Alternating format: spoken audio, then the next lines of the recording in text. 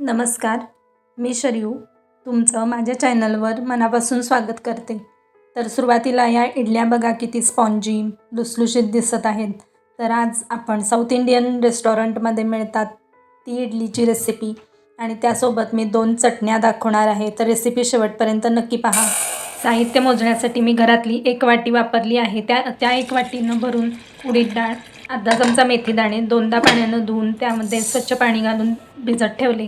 त्याच वाटीनं 3 वाट्या भरून इडली रवा घेतला, तो देखील एकदा धुवून टाकून नंतर त्यामध्ये स्वच्छ पाणी घालून भिजत ठेवला.